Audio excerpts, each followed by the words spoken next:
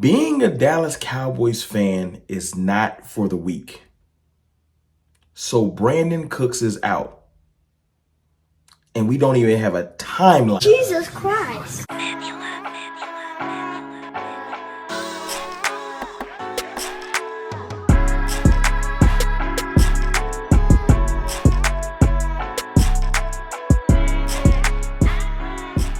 What? Ain't nothing good. Ain't nothing good. I'm not even doing that. I'm not even doing that. Ain't nothing good. So forget the intro. Brandin Cooks is injured and out versus Steelers because he has some type of knee procedure and he's just out. So let's just get to it. Let's not play around. I don't know what to do. I don't. I'm frustrated. Let me take you on a timeline of a Dallas Cowboy fan's morning. Let me just break it down for you. Wake up, do my thing, get my kids off to school, head to work. Keeping my eyes and ears to the streets, what's going on with the Cowboys. Then this story breaks. Cowboys are entered from Diana Rossini, for all people, like an actual reputable reporter, Diana Rossini. Cowboys are interested in trading for,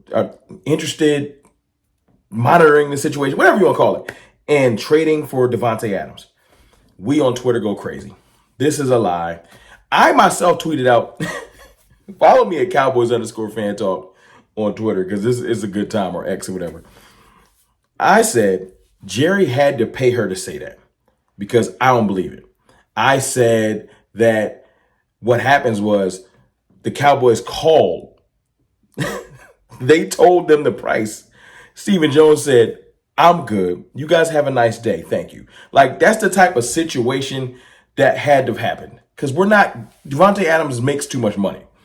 The end. I don't really need to tell you nothing. This ain't got nothing to do with his talent or how good he would be with the Cowboys. So I already knew. I said, this ain't going to happen. I'm done with it. But then I started to lie to myself. Well, maybe Davante Adams is a locker room cancer for the Raiders. And maybe they'll pay most of his salary, i.e. what the Broncos are doing so Russell Wilson can be on the Steelers when they cut him. They just wanted him out the building. So I started to think, maybe there's a chance. No, there's not, because after I thought that for a little bit and something told me do not go and press play and make a video because this ain't going to happen. Patience. My gut said chill out. Then Clarence Hill comes out and says the Cowboys do not have interest definitively. He probably called Stephen Jones. Stephen Jones probably laughed at him. Get on my phone, Clarence. Then Nick Harris, who replaced Clarence Hill at his old job for the Dallas Morning News, he reports Cowboys have no interest. They plan on playing their young players the Cowboys way. Our guys will step up. Kind of what happened when we signed KJ Henry yesterday. We're either going to get guys to step up or we're going to use some cheap labor. So if nothing works out and our receiving core sucks, you can expect Michael Thomas or Hunter Renfrow to tiptoe. I'm getting frustrated. I'm sorry. That's who you can expect, y'all. Let's be real. If we sign anybody, it's going to be a Michael Thomas, a Hunter Renfrow. They might call T.Y. Hilton to get off the couch. I might get some run. You might get some run. Keep your phone line on. Never know who Jerry going to call. But we're not getting any real talent. We're not. I'm not trying to be doom and gloom wrong, but at some point, you got to just keep it funky. I don't know. I want to be positive. I want to say we're going to get it together. I don't know, man. I don't know.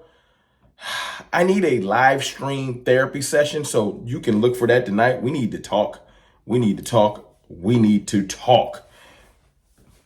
But now that we got in the hole, we're not going to sign anyone. We weren't going to go after Davante Adams before. And to hear that we're not going to go after him, even after the news that Brandin Cooks is hurt, is depressing. But then my guy, Patrick No-C Walker, shout out to Patrick No-C Walker, he tweets out that Mike McCarthy said, Flo is ready. I should punch my camera off the desk. What you mean Flo is ready? Flo been ready. That's what we've been begging for. Flo is ready, and now because Cooks is hurt, he's so ready that we should expect or be excited about him. Oh, but if Brandin Cooks was healthy, Flo not quite ready yet. Let's keep running Tolbert and Brandon or Jalen Brooks out there and they're not doing nothing impressive. But now, as soon as we get an injury, you want us to be excited and feel like, okay, now Ryan Flournoy is ready. Now, I do think Ryan Flournoy is ready. I've been saying that. I'm mad at the goddamn process with the Cowboys to where an injury has to happen for us to get players. Zeke, Rico Dowdle, Deuce, they have to get hurt for us to see Dalvin Cook. I'm convinced. Someone has to get hurt. We have to Nancy Kerrigan somebody. Sorry about it. I know that sounds foul. We have to go out there and injure somebody to get to see some people when we should have just been seeing them. Like we walking around with the powerhouse of a roster. It's frustrating. And I'm going to be honest with y'all. My confidence in this year is waning. It's waning. And that's why I need that therapy session letter. I need to talk to y'all because Brandin Cooks being hurt is a big deal. This game was already a big deal. You're sending Dak Prescott out there with no weapons. We have no running game and no receiving core. He's by himself. He got CeeDee Lamb. It's CeeDee Lamb, Dak Prescott. I like Hunter Lipke, but he can't save the season. This is why we can't take on injuries from the receivers. We don't have that type of luxury. We have lost in succession. Sam Williams for the year. Deron Bland for first half of the year. Kalen Carson, our rookie corner, who replaced Deron Bland. I guess multiple games. Haven't heard if he's coming back. I don't know. And I don't even know if that's a big loss, but he's gone. He's not playing. Jordan Phillips, who was supposed to be our D tackle depth, he on IR. And I know he was playing bad. I'm just telling you who's hurt. I'm just telling you how it's working. Even though that IR was fake. Micah Parsons, gone multiple games. Maybe 2. Hopefully not more than that. So defensive leader. Then DeMarcus Lawrence, another one of our big defensive pieces, gone for 8 games. 8 games. Just gone. Now Brandin Cooks is out. And we're dealing with a front office that is not willing to do anything. They're not willing to do anything. I don't know what to tell you guys. I am very frustrated. I got confidence. Let me be clear in saying this. I have confidence in our players that can play. Y'all know I love Dak Prescott. I do. But this ain't right. I love CeeDee Lamb. And I know that they're getting paid mad money. But let's not be unrealistic. Other players in this league get paid mad money and they ain't required or asked to do this craziness. It's crazy. It's crazy. There's nothing. And you could have solved a lot of these problems.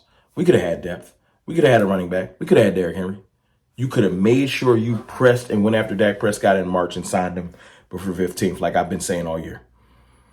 You would have got him signed. You could have got CeeDee Lamb signed. You would have had money. Maybe you could have signed Micah early. You'd have freed up money. Then you could have started to build your roster and insulate it and had multiple young running backs on this team and had maybe another extra receiver you could have signed because you would have had money.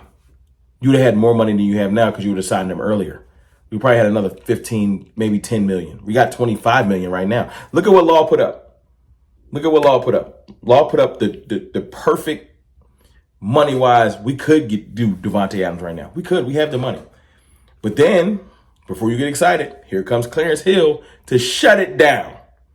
That money is earmarked. Earmarked for what? You know what's earmarked? These ass whippings we've been taking and that we're going to continue to take until our front office starts to take roster building seriously.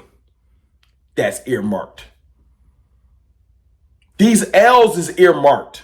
These losses we going to take because our roster isn't up to par is earmarked. But our fan base, our local media, the national media, and everybody else is conditioned to the Jones family's goofiness. And that's why nothing is going to happen. And that's why I'm tired of going out on the front line, defending this trash. I'm tired. It's not right. It's not. It's just not right. We go too hard for this team.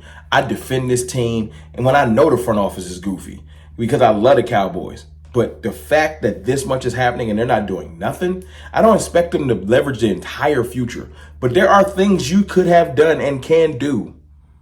Instead, you're coddling and holding on to 5th round compensatory picks. You can trade for a player for a 4th round pick and then in the draft turn 2/5 into a 4th. This ain't rocket science. And I work a day job and am not a statistician, a capologist, a scout. This ain't that damn difficult, and y'all make it difficult, and I don't understand why. But listen, this is just me venting and getting off the fact that Brandin Cooks is hurt and there's no solution. Ryan Flournoy will play, and unless he is a budding superstar, not just a player that we think can be good, we are effed. Ryan Flournoy has to go from not being elevated for the first 4 weeks and turn into Tyler Boyd. He has to turn into a viable NFL receiver instantly. And then if he doesn't, our fan base is going to turn on him like he ain't on a normal rookie's trajectory. This is the goofiness that we're subjected to. It ain't right. But like I said, I'm going to do a live stream later. If you want to come through, come through. Because, yeah, man, the season, man, look, we was talking about maybe making having a more battle-tested team. We just getting beat down. And I can't lie to y'all. I'm not going to just lie to y'all. I don't know what's going to happen for the rest of the year. I don't know.